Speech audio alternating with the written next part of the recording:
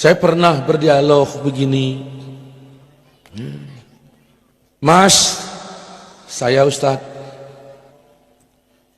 kalian kenapa beda sama kami? Oh, kami langsung pada Quran dan hadis, Ustadz. Begitukah? Iya. Di mana bedanya kalian sama kami? Ya banyak bedanya. Kalian tauhidnya Asy'ariyah, pakai sifat 20. Terus, kalau kami tauhid uluhiyah, rububiyah, asma wa sifat. Yang mana yang asli? Yang kami, yang 20 bid'ah. Nabi pernah membagi tauhid dibagi 3. Tolong riwayat siapa? Nabi nggak pernah membagi tauhid jadi 3, Pak. Nggak pernah. Sahabat tidak pernah. Tidak pernah. Maka pembagian ini di abad ke-7 dilakukan oleh Ibnu Taimiyah. Jadi tidak benar itu.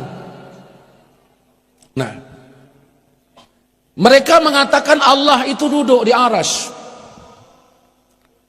Saya pernah bertanya, Allah di mana? Di arasy. Dari mana kau tahu? Al-Quran yang bilang, Ustadz. Mana ayatnya?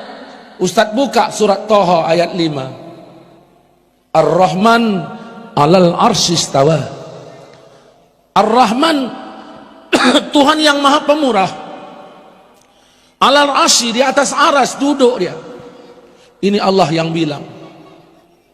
Ustadz percaya nggak dengan ayat? Ya percaya. Ya kita wajib percaya, Ustadz. Betul, saya percaya kali dengan ayat. Cuman yang saya nggak percaya otakmu itu. Nah, begini Ustadz, ya kalau Allah udah bilang dirinya duduk di sana, ya sudah, kita wajib mengiktikadkan seperti itu. Kenapa begitu? Karena ini ayat, Ustadz. Siapa yang menolak ayat, kafir. Kalau begitu kita wajib menerima ayat. Benar. Bagaimana kalau ku jawab Tuhan di Palestina? Loh, apa ada ayatnya? Kau baca surat Safat 99. Allah mengatakan di situ dalam ayat itu, inni zahibun ila rabbi sayahdin. Allah menceritakan perkataan Ibrahim yang dibenarkan Allah. Aku berangkat menjumpai Tuhanku. Berdasarkan ayat itu kemana Ibrahim pergi? Ke Palestina. Berarti ayat ini menunjukkan Tuhan di Palestina. Berarti, nah ini juga ayat. Jadi kalau ditanya orang Allah di mana? Di aras dan di Palestina. Aduh, nggak boleh pakai aduh-aduh, Mas. Begini Ustadz, begini gimana? Pernah seorang wanita ditanya Nabi, terus kata Nabi, aina Allah, di mana Allah? Terus wanita itu menjawab, fis sama, di langit. Terus Nabi berkata, aku siapa? Engkau Rasulullah. Terus kata Nabi, merdekakan dia karena dia sudah menjadi mukmin. Berarti Nabi mengesahkan i'tikad Allah di langit. Begitukah? Iya. Ya sudah, berarti berdasarkan hadis ini tadi Allah di mana? Di langit. Sekarang saya nanya, Allah di aras apa di langit? Nah, di aras apa di langit? Ya sama saja, beda. Langit di bawah aras, aras di atas langit. Aras ada 1, langit ada 7. Pokoknya nggak boleh pakai pokok. Saya udah jerah, diajak teman ke tandem. Ustadz, ayo ke kampungku, yuk ke tandem. Mau ngapain? Nah, makan duren. Apa ada? Pokoknya adalah, udah hidup mobil, pergi ke sana, makan duren dalam hati. Sampai ke sana, saya tanya, durennya mana? Pokoknya. Gratis kawan tadi diantar. hanya modal pokok duren. Ini bicara kebenaran, bukan bicara main pokok-pokok. Tadi kau bilang Allah di arsy, sekarang Allah di langit. Nah, kalau begitu saya juga punya dalil. Kata Nabi, kalau kamu sholat jangan meludah ke depan, karena antara engkau dengan Ka'bah ada Allah. Berarti Allah di bumi. Al-Quran surah Al-An'am ayat 3 mengatakan, wa huwallah fis samawati wal ard. Dianya Allah di langit dan di bumi. Begini loh Ustaz. Begini gimana? Bukti bahwa sesungguhnya Allah di atas. Nabi Muhammad Isra Mi'raj itu kemana? Ya ke langit. Terus kalau ke langit, ini menunjukkan Tuhan itu di atas. Ini makanya kami mengatakan Allah itu di atas. Oh, begini loh. Nah, kami punya bukti juga bahwa Allah di Bukit Tursina. Karena dalam Quran, Nabi Musa ketika menjumpai Tuhan di Bukit Tursina, dan ini diabadikan juga dalam Quran.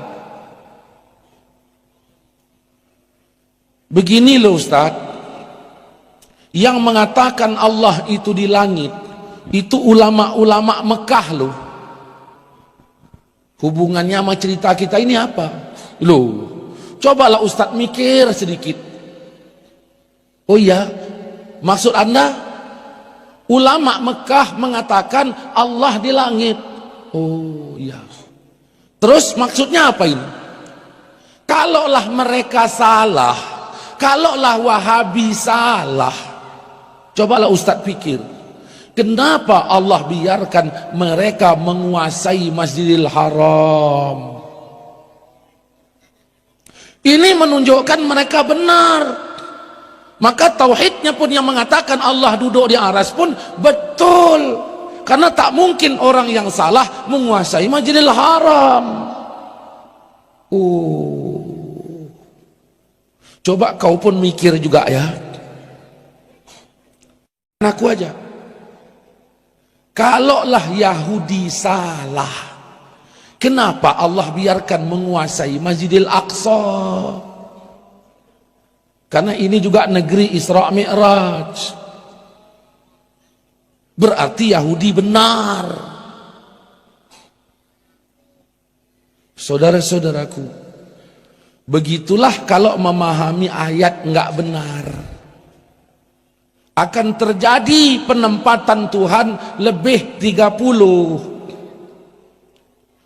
Makanya Al-Quran tidak mengizinkan kita mencomot ayat-ayat itu sebagai dalil untuk menempatkan Tuhan di sana sini.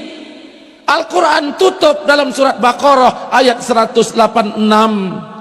Iza sa'alaka ibadi anni fa inni qarib. Apabila hambaku bertanya tentang aku, apabila hambaku bertanya tentang aku, katakan aku dekat. Ujibu da'watad da'i iza da'an. Kuterima doanya kalau dia doa. Yang penting konsisten, konsekuen. Maka tidak ada lagi Allah di Gua Sur, tidak ada lagi di Bukit Tursina, tidak ada lagi di Palestina, tidak ada lagi di sana sini. Makanya Ahlus Sunnah wal Jamaah mengatakan Allah sudah ada sebelum adanya tempat, dan keberadaan Allah sama seperti dahulu. Kana Allah wala makan. Saudara-saudaraku seiman, seakidah yang dirahmati Allah Subhanahu wa taala. Maka dari sini saya mengatakan Wahabi ya tidak mengikuti literatur ayat. Nah, ini beda kita dengan Wahabi. Jadi Wahabi mengharamkan maulid, kita katakan tidak. Ya, Wahabi mengharamkan Sayyidina, kita bedah secara ilmiah juga keliru.